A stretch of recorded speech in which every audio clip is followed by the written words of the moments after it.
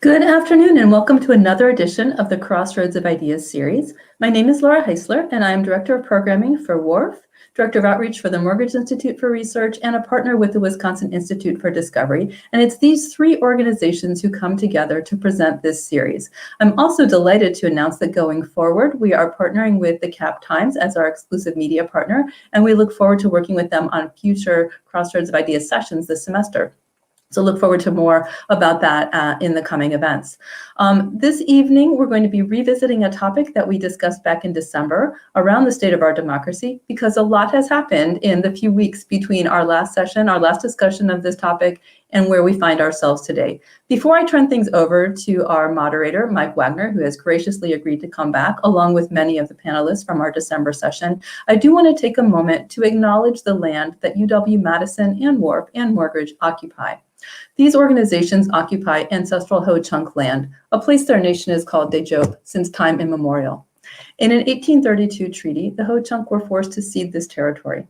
Decades of ethnic cleansing followed when both the federal and state governments repeatedly but unsuccessfully sought to forcibly remove the Ho-Chunk from Wisconsin. This history of colonization informs our shared future of collaboration and innovation. Today, UW-Madison and partners respect the inherent sovereignty of the Ho-Chunk Nation, along with the 11 other First Nations of Wisconsin. Again, I'm delighted to welcome you. We're going to be featuring a lot of discussion, but also we'll be featuring your questions. So you are welcome to ask your questions at any time using the comments tab on the right of your screen, and we will get to Q&A towards the end of the hour, and we will conclude promptly at 6 o'clock. And with that, I am delighted to bring back Mike Wagner, our intrepid moderator from the December session, to lead us in this important discussion. Mike, over to you. Thanks so much, and welcome everyone. We're so glad you're here with us this afternoon to have this important conversation. It's a time where health and democracy have continued to take on new meanings in our country, and a time where the 2020 election and its aftermath presented several dramatic, historic, troubling, and continuing challenges to U.S. democracy. After what the Klein Center at the University of Illinois, one of the world's most respected centers that study coups, called the events of January 6th at our U.S. Capitol an attempted coup, and after a second impeachment of former President Trump and the most bipartisan impeachment conviction vote in the Senate's history, we take up the question of democratic health again, now in a Biden administration. Tonight, we'll hear from an all-star panel of internationally known experts to help us unpack these issues and think about them critically. We are delighted to welcome Franciska Coleman, Assistant Professor of Constitutional Law at the University of Wisconsin Law School and the Associate Director of the East Asian Legal Studies Center. Professor Coleman's current research focuses on the constitutional implications of the United States' eventual demographic shift to a minority-majority society. Her work also explores cancel culture as a byproduct of the American constitutional choice to rely on the social rather than the legal regulation of speech. She pays particular attention to the canceling of speakers who are members of racial and ethnic minorities. Lou Friedland is a professor in the School of Journalism and Mass Communication. His office is just down the hall from mine in normal times, and he's an affiliated professor in the Department of Sociology. He founded and directs the Center for Communication and Democracy and runs Madison Commons, the hyperlocal news site right here in town. His research and teaching centers on civic and citizen journalism, communication and society, research methods, international news reporting, and civil society and public life. He has many publications and lots of grant-funded research, including 3 books and one on the way from Cambridge University Press. Ken Mayer is a professor of political science here at UW-Madison. He is the author of With the Stroke of a Pen, Executive Orders and Presidential Power, published by Princeton University Press. And among other things, he's also the author of Presidential Leadership, Politics, and Policymaking, which is now in its 10th edition. He's an active expert witness in campaign finance, redistricting, and voter ID litigation, and is the winner of multiple research and teaching awards on and off campus. Eleanor Neff Powell is the Booth Fowler Associate Professor of Political Science. She studies American politics and political methodology. Ellie got her PhD from Harvard University and previously served on the faculty at Yale before joining us here at UW-Madison.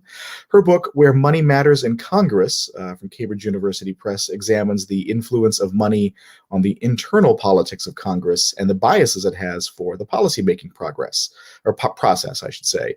She's primarily a Congress scholar, and her research revolves around three themes: the influence of money in politics, understanding political parties, and exploring the complexities of congressional representation. Manuel Teodoro is an associate professor at the Follette School here at UW. He earned his PhD at the University of Michigan, which we do not hold against him. He works at the intersection of politics, public policy, and public management. His research focuses mainly on U.S. environmental policy and implementation, including empirical analyses of environmental justice. Professor Teodoro pursues a line of applied research on utility management, policy and finance, and his award-winning book, multiple award-winning book, Bureaucratic Ambition, argues that ambition shapes administrators' decisions to innovate and engage in politics, which of course has important consequences for innovation and democratic governance. So welcome to all of you. Very glad you are here. Lou, Franciska, and Manny are repeat offenders, and so welcome back to this discussion, and we're happy to welcome Ellie and Ken to it as well. I'll start with a question for everybody, and maybe we'll start this with Ellie Powell. Tell us all a bit about your general take on how the health of democracy in the United States has changed since January 20th, if it has at all. Well, I would say I'm deeply concerned about the state of American democracy and the health therein. I mean, I'm not necessarily concerned about any particular change since January 20th, but as we look back, over the last few months since the election, I think, the percentage of the population, the number of politicians who have, not accepted the validity of a fair and democratic election, the violence around the Capitol, the turmoil surrounding this, the failure of the Senate to hold the president to account, the former president to account, I think all raises deep concerns about the functioning of our system and the checks and balances therein. Ken Mayer, same question to you, your kind of general take on the health of democracy and whether it's changed since President Biden took office. Well, I think we're, as Ellie said, at quite a dangerous point. And I don't think you can look at January 20th as a cut point. Like most people, I watched the events of January 6th with shock, and it was an attempted coup. And we have some very strong anti-democratic, with a small d, impulses, both in the public and in state governments. And there are a number of different ways to describe democracy. One of the ones that's my favorite is from a political scientist named V.O. Key, who wrote in the 1950s that democracy is a system where the participants agree not to shoot each other and to count the ballots as cast. And I think that both of those principles are quite crucial, and they are under some threat. And Franciska Coleman, same question to you on our general democratic health. And you're currently muted, so you might want to go back to the mute button. Okay. So I think I'm in agreement with the kind of general tone of everyone else. My favorite person who defines democracy is, J.S. Mill, that democracy is government by discussion, right? And that suggests that, people are discussing issues across difference. And I'm not sure that there's been any change in the degree to which people are discussing issues across difference since January 20th. I think there's definitely a different group in charge of setting the agenda, right, for that discussion. But I think in the absence of some meaningful cross-party discussion, then I think our democracy's health is still very much in danger, because it presupposes that the rules are a collaborative process. And if the rules are not a collaborative process, then what you have is, you know, half of the country imposing laws on the other half of the country, and I'm not sure that qualifies as democratic. That picks up on also some of the work that Lou Friedland does in terms of cross-cutting and political talk. And so, Lou, same question to you, maybe building a little bit off of Professor Coleman in terms of your take on our current state of democratic health. Yeah, thank you. I certainly agree with everything that's been said so far. I'll just add that we have a communication system in disarray that makes the kind of cross-cutting conversation that Professor Coleman is referring to nearly impossible, or let's just say extremely difficult to have. A democracy, just to add one more element to this list, requires a civil discourse across lines of difference, and the ability to disagree with people with, as Ken said, without shooting each other, certainly, but also to count the ballots fairly. And those are pretty minimal conditions for democratic society. And yet we have essentially come within a hair's breadth of violating both of them in the last month. I think I don't want to say an avenue out, because I think how we do this is very difficult to think of actually, but one necessary, if not sufficient, avenue is to begin to reconstruct our communication system so that it makes, at minimal, recognition of who disagrees with us on grounds other than fictional ones, a possible topic of public conversation. And Manny Teodoro, same question on our general democratic health. Sure. You know, while agreeing with everything that my colleagues have just said, I am an optimistic guy by nature. So let me give a slightly different take on it. Happiness is reality minus expectations. Back in December when we were talking, I'd say that I was nervous, like a lot of Americans, about the violence that could ensue with a presidential transition. We saw some violence. So my glass half full take is that the violence wasn't worse. Our institutions have gone through a very serious stress test, one that we haven't seen in generations, and things haven't fallen apart. You know, the title of our session here is The Health of Democracy. You know, as I said back in December, democracy's health might not be great, but medical researchers aren't paid to declare that a disease is incurable. And, you know, we are not paid to declare that democracy is dead and you know, can't be revived. So we're working on getting our patient well. Things haven't fallen apart. We have institutions that are functioning. They're creaking, but they're not broken. So I would agree with my colleagues, but maybe just give the glass half full spin on things. Well, that worked out great to end with the optimistic take, which I'm happy to take credit for planning for if people ask later. So I want to move to a question for Ken Mayer, who was not a part of our first discussion. So I want to turn to Ken first here, and your area of expertise in studying presidential leadership. You know, much has been made of the number of executive orders President Biden has issued in the past month. Is this behavior typical? What are the advantages, disadvantages of changing so much with, as you titled one of your books, the stroke of a pen? What we are seeing with President Biden is an entirely typical pattern, that when there is a party change in the presidency, the incoming president or the new president will quickly try to put their stamp on policy with as much immediate executive action as they can plan for. And clearly, Biden and Biden's team has been thinking about this since the summer. The number of executive orders and executive actions, we sometimes put too much emphasis on that because the numbers are less important than the substance of what they do. But I think a lot of what we've seen in the last month is Biden just unwinding a lot of things that Trump had done with rejoining the Paris Accords and the World Trade Organization. of undoing a number of the purely executive things that Trump had done, such as the 1776 Commission and the national emergency. And so it's been a couple of days since I have been keeping count, but I think well over half of the initial executive actions that he has taken were undoing the things that President Trump had done.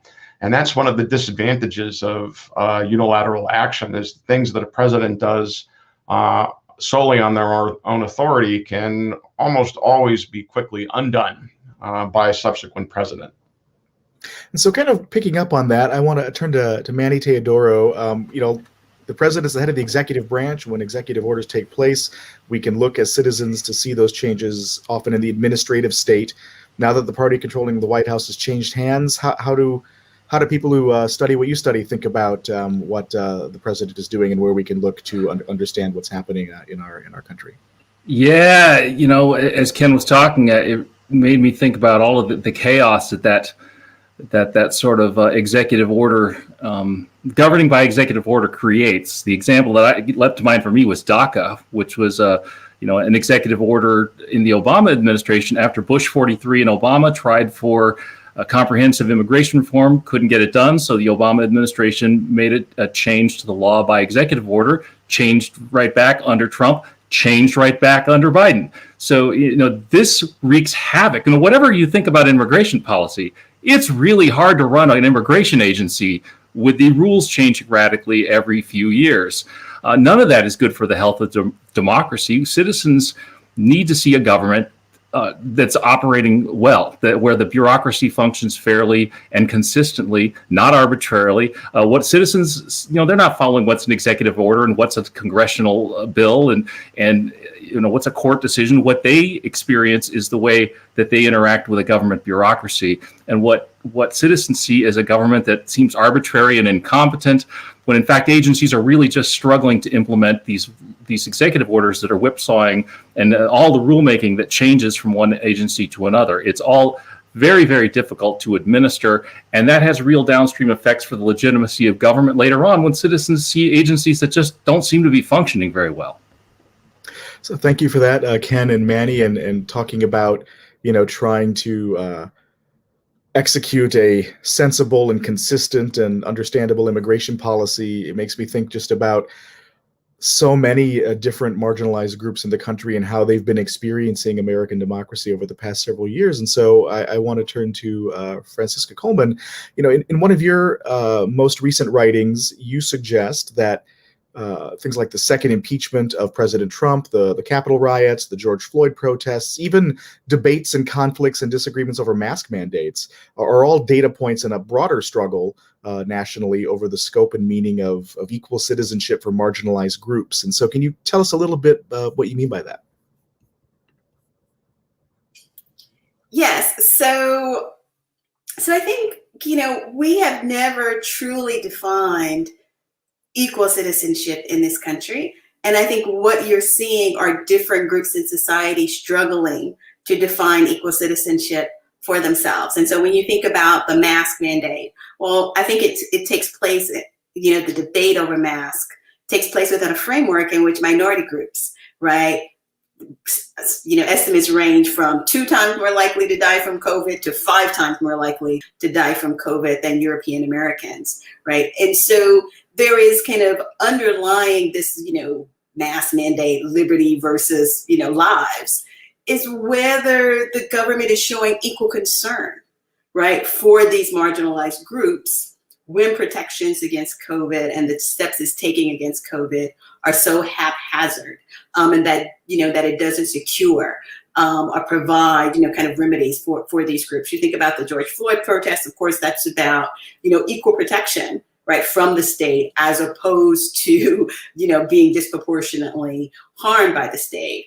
Even you think about kind of Trump's impeachment and the riots, this is about equal access to the ballot, right? Because underlying the narrative of voter fraud is not just voter fraud, but it's voter fraud in these districts that have large numbers of racial minorities, right? And so if you're talking about equal concern, if you're talking about equal kind of weighting of ballots, if you're talking about equal protection, all of those are kind of under the umbrella of equal citizenship. And so what you're seeing is this struggle over one group that says equal citizenship has to mean equal concern. It has to mean equal protection. It has to mean equally weighted ballots. And then you have other groups in society who do not see equal citizenship in that way. There's kind of a competing narrative that may suggest that, racial minorities are almost guests in a country that belongs to European Americans, which means you'll be treated politely, but you don't get to rearrange the furniture and fire the help and, knock out walls. And that kind of narrative and that kind of debate, I think that tension is in all of these things that are making the news and the headlines these days. Tensions over those specific issues of the differential experience of citizenship in the country are the kinds of things that tear at our civic fabric. And Lou Friedland, one of the things you study is civil society. And, when a new administration takes office, new congressional majorities take office, there's always talk of an opportunity to reknit the civic fabric. What sorts of things prevent this from happening in the recent past, and what actions might be the most helpful to gain some ground in these areas in the years to come? Well, I guess small questions. Yeah, sure. And I think I'm just going to be. I have to step onto some of the quicksand here. I mean, party asymmetry is one of the major barriers at this point, and by that I mean, quite simply, that large segment of the Republican Party believes that in the QAnon conspiracy theory, I mean a plurality, and that there was a massive voter fraud when it's systematically been demonstrated that that wasn't the case. And as Professor Coleman said, that it happened to be in Milwaukee and Detroit and Philadelphia and Atlanta. Surprise. So I guess traditionally we would say when parties alternate power, there is a chance at a reset because there's respect for the legal transfer of power, a sense that there's been a legitimate transfer of power.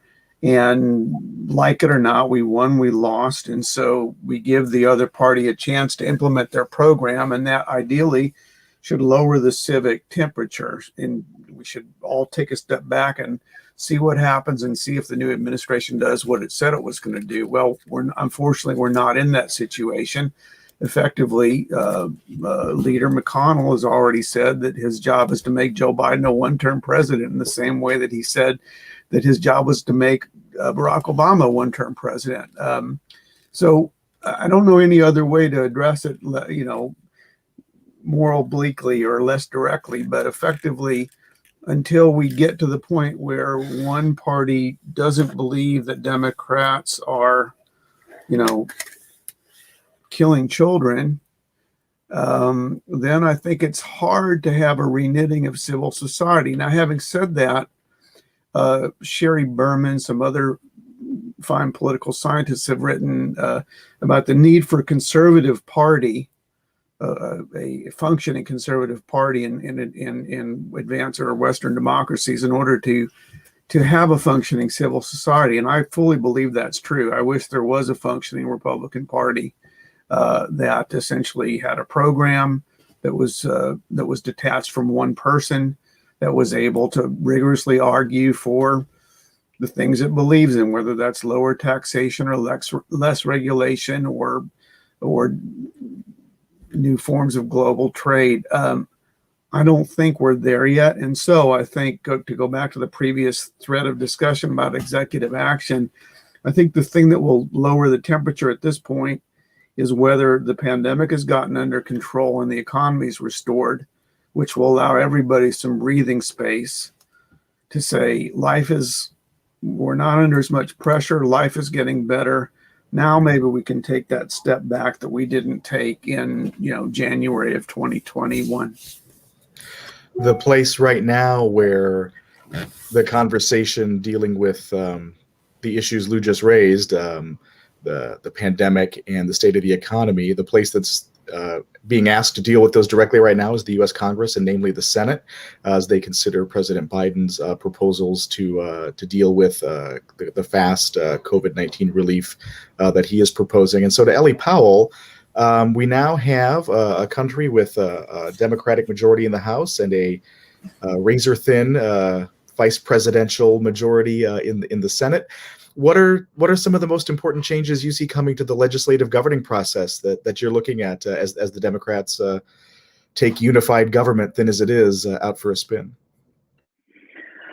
Well, I think you made a great point in terms of this is the thinnest of thin margins. I mean, calling this unified government when the Senate really has a supermajoritarian, requires 60 votes for most things is a stretch under the most generous terms.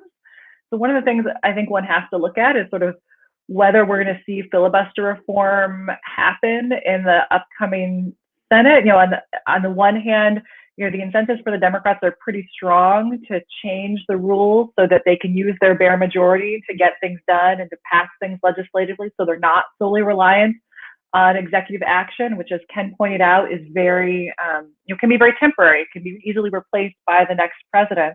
So if they want enduring change, you know, legislative change is the way to make it happen. But it's going to be really, really hard to get filibuster reform through with this Senate. You know, we've seen a couple of moderate Democratic senators, you know, Kristen Sinema, Joe Manchin, have already said that they're not on board with filibuster reform, and it's dead in the water until the Democrats can convince them otherwise. And so that's one of the sort of big changes that looks like it may not happen.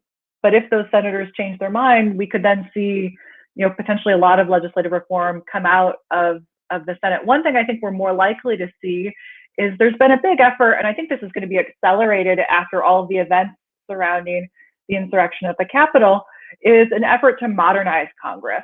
That Congress, you know, we've seen the security isn't very good around Congress, to sort of update that, to strengthen that, but also just technologically, Congress is running like a company in the 1800s, like charitably defined. Just bringing to Congress some like modern HR and some modern technology and some modern, like very low-hanging fruit in terms of transparency, where I think the parties can come together and, you know, you can find some agreement on these very almost boring issues, but that can make the government actually function a little bit better. And so I'm somewhat hopeful that, you know, at least some of that low-hanging fruit may pass despite the sort of obstacles of the filibuster. So there are some areas of deep tension between the parties with the filibuster, a little bit of intra-party tension there, but then some areas where maybe there's some more unifying opportunities. And this is sort of a question for anyone, and whoever would like to jump in, I think here should feel free. But we've had a lot of talk about unity. President Biden's inaugural address raised it.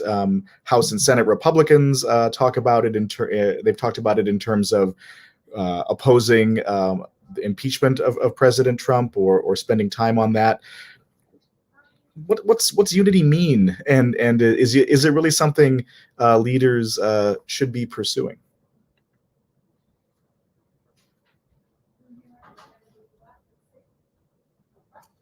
I'll take a stab at it.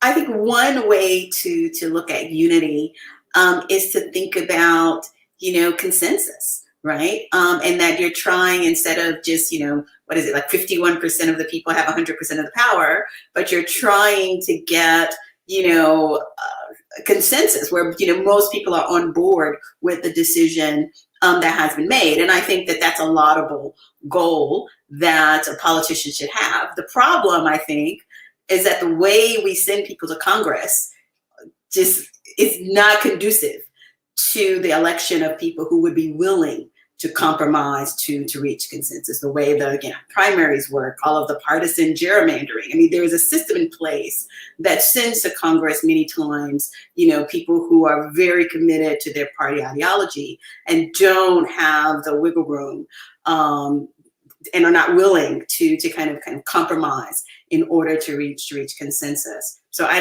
think it's a great idea, but I think we are going to have to change some of the structural ways that we elect people in order for that to be a meaningful possibility. Have you seen that, Ellie, as you study Congress and seeing how the polarization between the parties and maybe the asymmetric difference that we've seen over the last several years is developing. Do you see Congress being a place where unity or consensus, defining unity as consensus, is harder to accomplish than it used to be? And are these the tools that Professor Coleman was talking about, and the things that make it so difficult? We have definitely not seen a lot of positive efforts towards unity, consensus, constructive conversation in Congress over the last several years. The sort of increase in polarization, the sort of lack of, congressional scholars call it comedy, and they don't mean comedy as in like funny haha, they mean comedy as in people getting along and like having civil conversations and just being able to interact with each other as people has really, decreased. And there's a lot of factors that go into that, but it makes it hard for them to come to any agreement, even again on the sort of nonpartisan things. There's a lot of things that Congress does that don't divide the parties, that are in some ways the non-headline making stuff, the sort of sending, helping to get disaster money to areas that are struggling and helping to rename post offices. There's a lot of just boring stuff that happens that it used to be easier to come to some agreement on, and even that stuff is harder than it used to be. So there's still room for it to happen, but it's been a struggle in recent years, much more so than it used to be. Manny, the Congress is deeply polarized by partisanship. The presidency is an increasingly partisan office. The bureaucracy is supposed to be a place where professionals work. Is there opportunities for unity defined in some way in what you study? Yeah, I think so. Before I talk about bureaucracy, though, I am at least a part-time Congress scholar, very part-time. But it occurred to me, I was listening to Ellie and thinking, maybe what we need to do is turn back the clock on a couple of legislative institutions. And the two that come to mind for me are earmarks and the talking filibuster. It seems to me that what earmarks do is provide a little bit of lubrication to the legislative process. They got a bad name for driving up deficits, and so we got rid of those 25, 30 years ago. Well, it turns out that wasn't the deficit. That wasn't the thing causing our deficits. That wasn't the thing causing our budget issues. And maybe bringing back congressional earmarks that allow members to strike deals would sort of allow people to compromise on bigger questions of policy as well. And it's always bothered me that senators can put a hold on legislation in a costless way. I'd love to bring back the talking filibuster. You want to hold up legislation? Fine. You got to stand there and hold the floor and talk and talk and talk. It also might bring more youth into the chamber, since it would be tougher for the older folks to stand up there and talk for hours on end.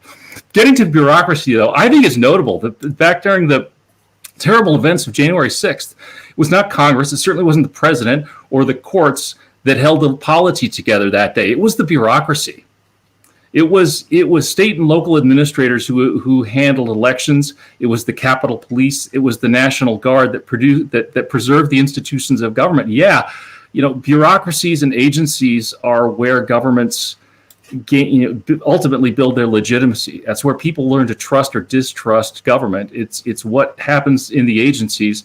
And at this point in our history, I think in some ways the agencies of government, the bureaucracy is the centripetal force that's holding the polity together. It's the sheer inertia of our agencies that's keeping our fractious institutions together. So Mike, let me jump in here on Manny's comment, because I agree with him that particularly with respect to the former president's overt attempt to subvert the election by putting pressure on state and local election officials, and they held the line, but not by much. At the same time, we are seeing in many of these same states, Georgia, Pennsylvania, Arizona, substantial and driven efforts to restrict the franchise under the guise of the big lie, which is that voter fraud is a problem. And in the face of precisely zero evidence of any kind of systematic fraud, we are seeing efforts to make absentee voting harder, to toughen voter ID requirements, to shorten the periods in which absentee and early voting can take place to remove or to eliminate resources from election officials. And so one of the dangers is that we did survive January 16th and probably one of the most overt attempts to overturn an election since 1876.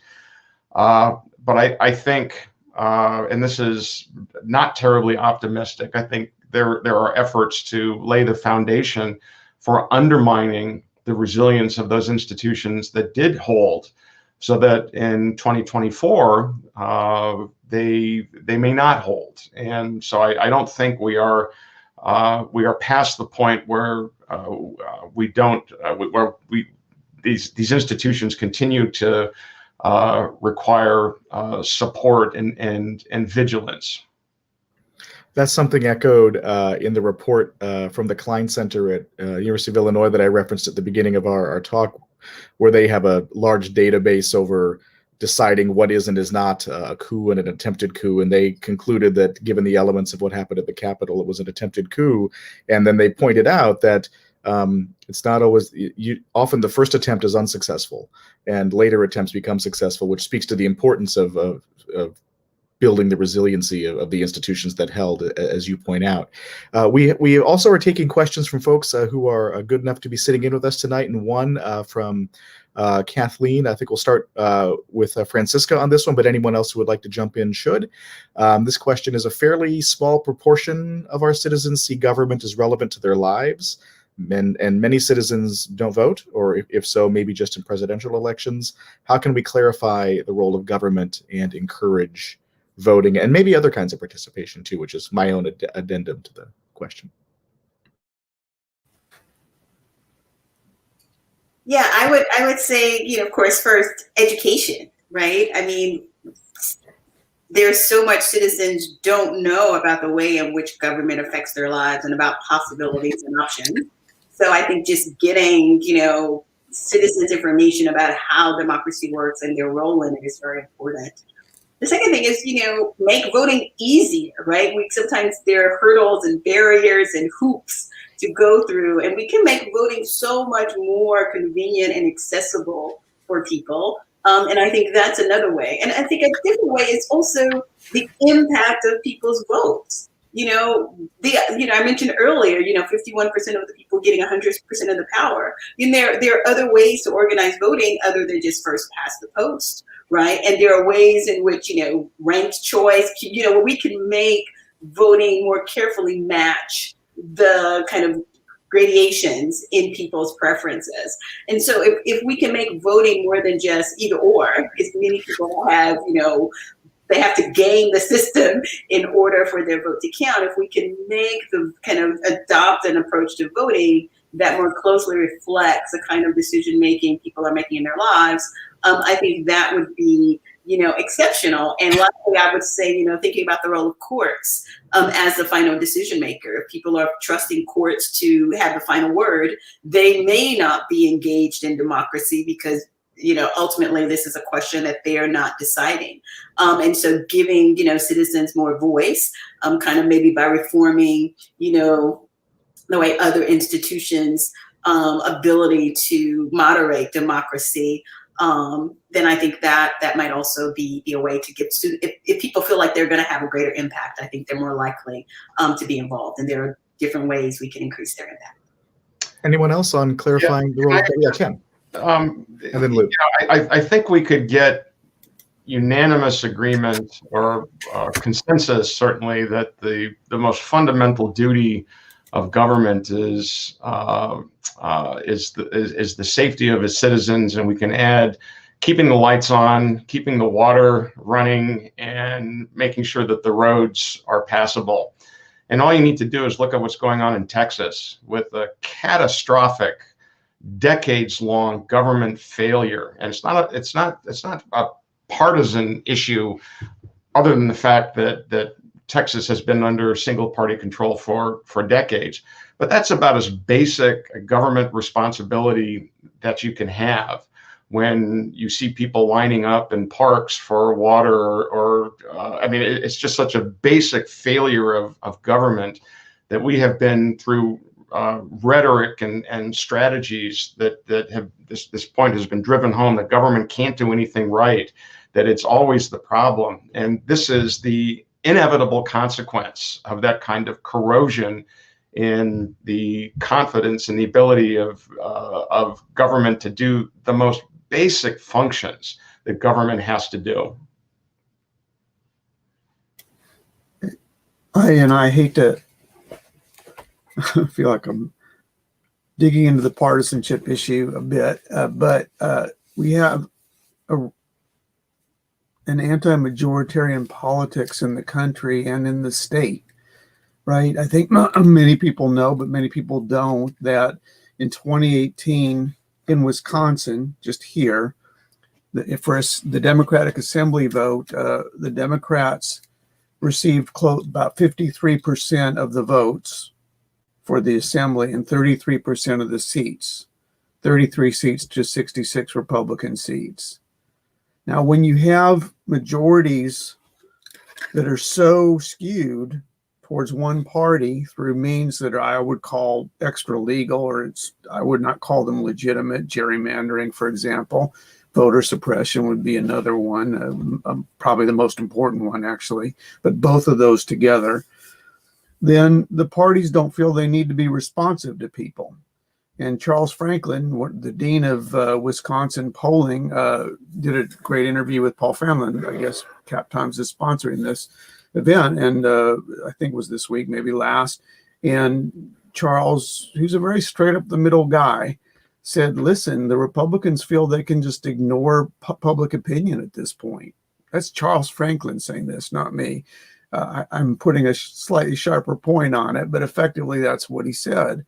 And when you hold a 66 to 33 majority and you've lost the vote by 3 full points, you just feel I'm played to my base. I'll do whatever my base wants us to do. So unless you can get voting reform, which to me is the single most fundamental event in restoring some degree of legitimacy and fairness, bluntly, to our political system, then I think everything else more or less follows from that.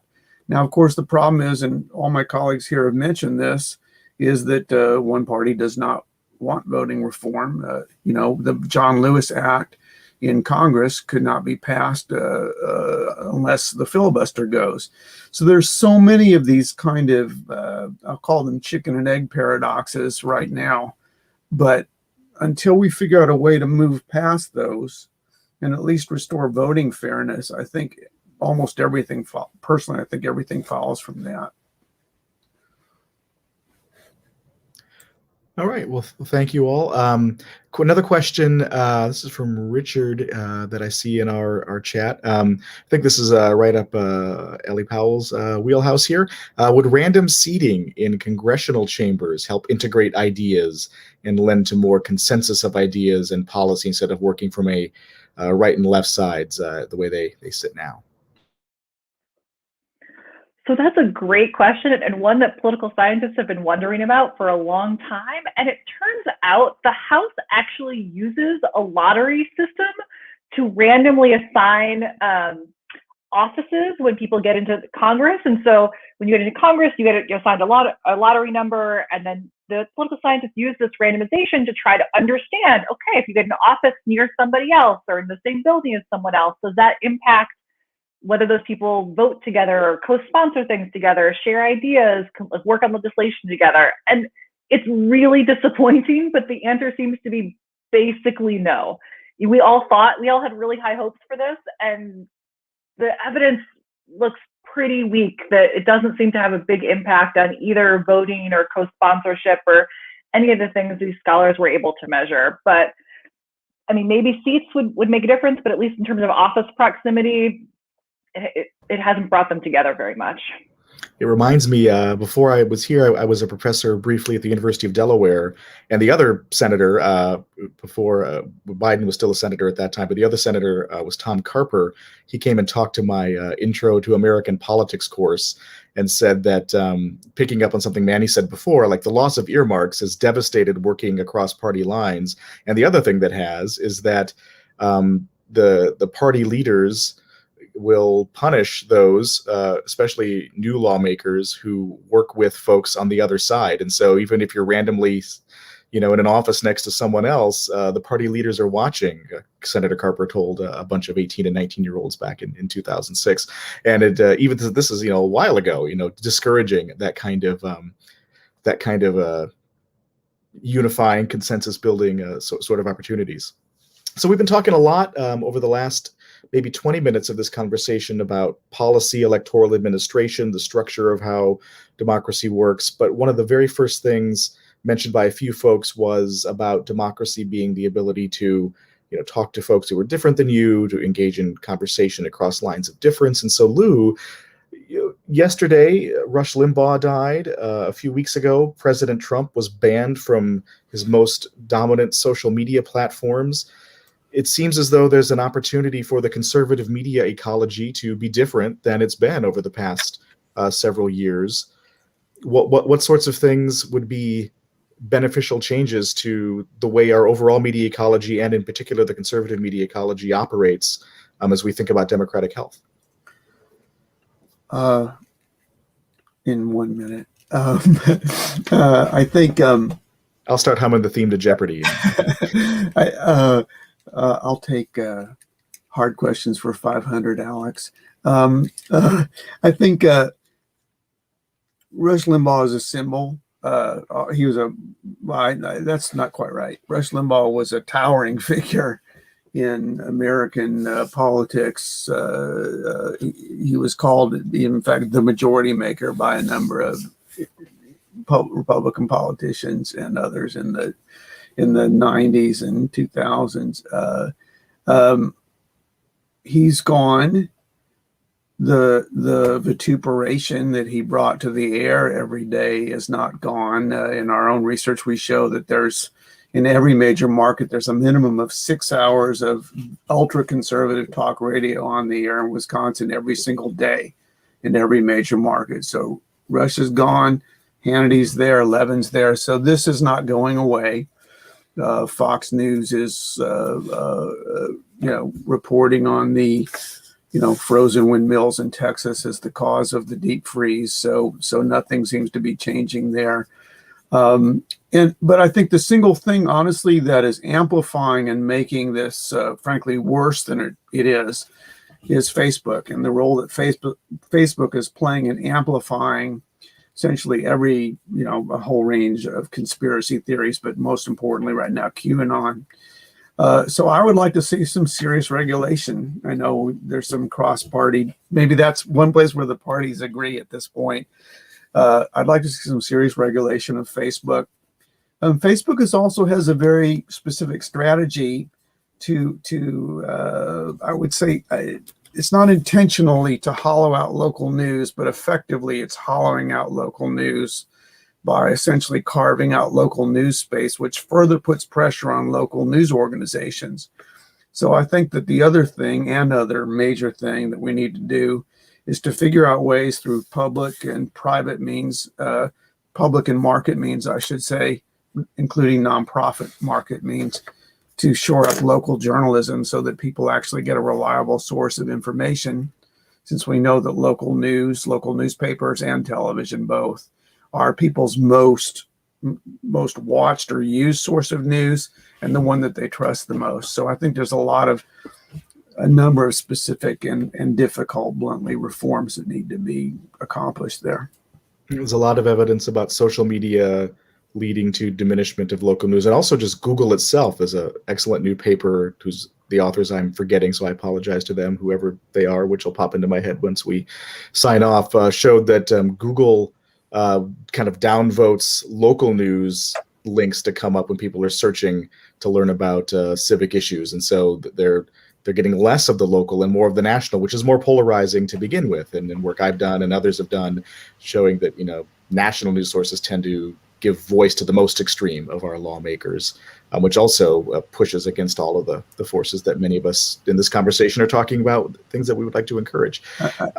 Can I just add one quick addendum and then I'll stop? But Australia just passed a national law that essentially said that Facebook and Google had to pay local news organizations for the news that they're basically front running and taking for free and using as their content.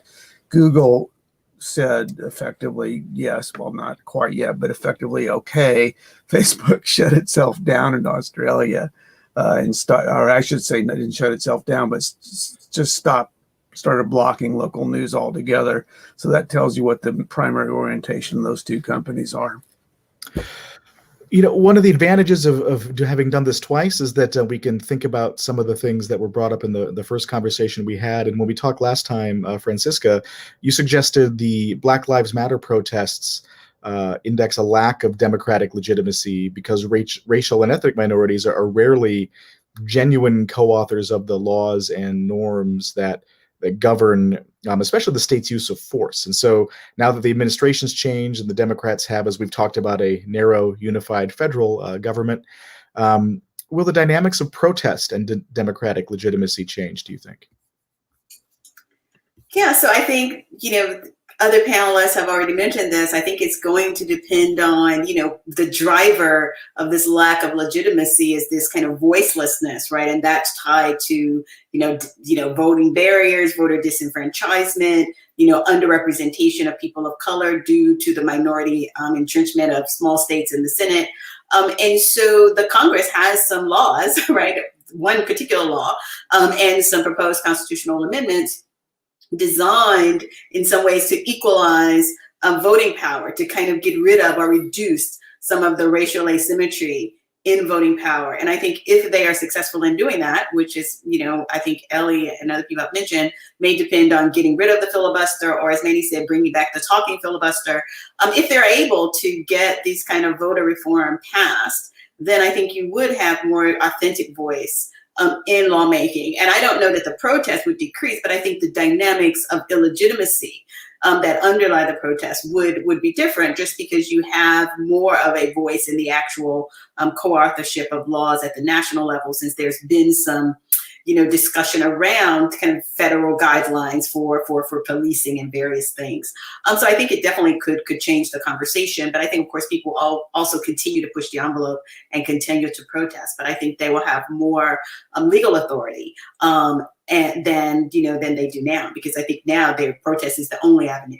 But I think if these changes that the Democrats are trying to make go through, then I think they will have some meaningful legal recourse.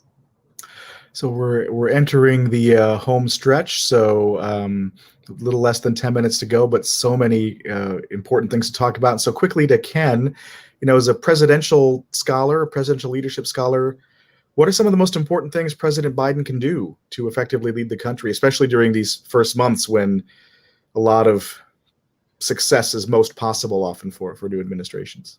Well, we will find out in the next couple of weeks as Biden moves to try to, we saw when he came to Milwaukee this week, to try to put some public pressure to generate support for his COVID relief package. And that's something that all presidents try to do. It rarely works. I think one of the most important things that Biden could do is to be boring. I think a lot of the public was just exhausted over the sort of constant whipsawing and irregular and inconsistent and unpredictable presidential positions and activities.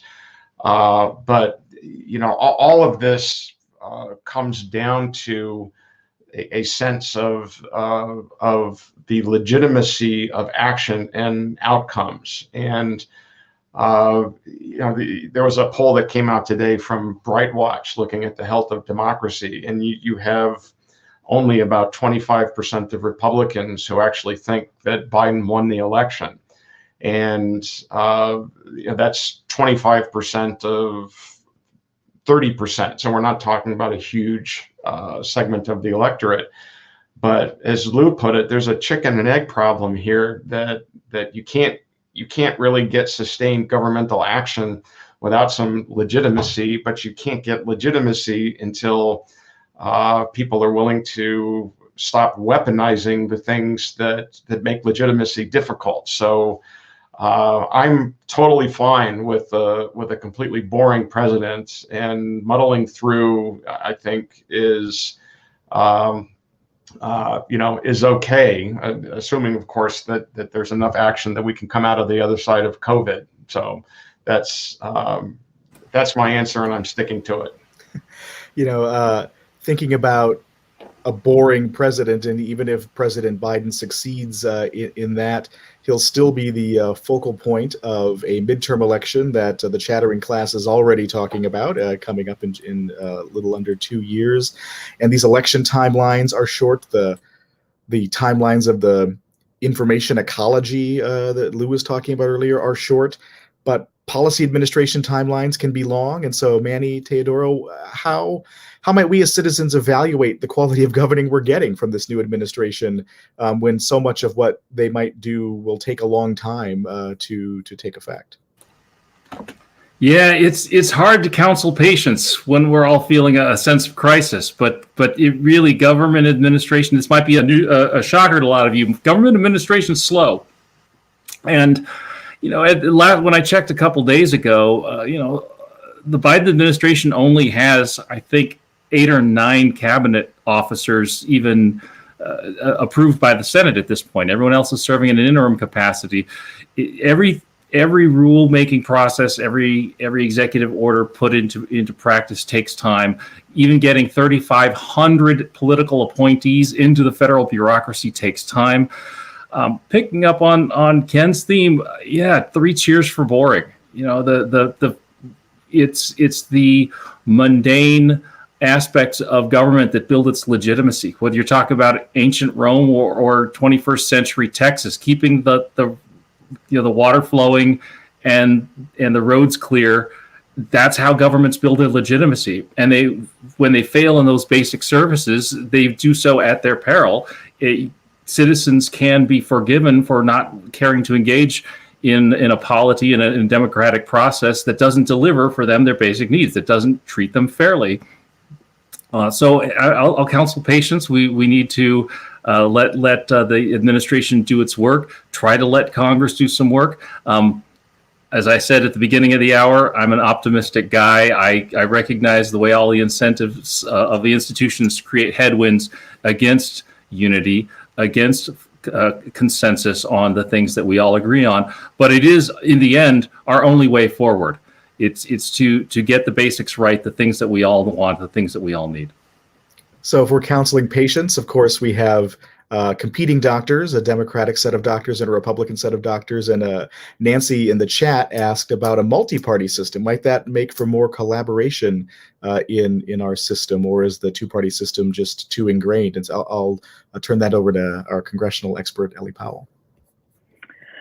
Well, I think that there's certainly been a lot of talk lately about moving to sort of a changing our voting system in ways that would maybe facilitate a multi-party system. Those changes are hard. You're talking about moving to more of a proportional representation, ranked choice voting type system, which requires passing pretty major legislative reform, which, as we talked about earlier, is really hard. It could have an impact if those changes were to happen, but I think it's worth keeping in mind that those more proportional representation systems can have challenges too, in terms of being difficult to have a majority of any party, single party, to have a majority of seats in the chamber, and then you have these coalition governments that can sort of have a tough time being stable and actually being able to get stuff done. So it's, I think, worth keeping in mind that all these systems have strengths and weaknesses, and one wants to keep it, keep an eye on the sort of potential downstream effects of any major electoral reform change like this. But it certainly is an interesting possibility. With our last 2 minutes, we'll end with a lightning round. I'll ask everybody the same thing.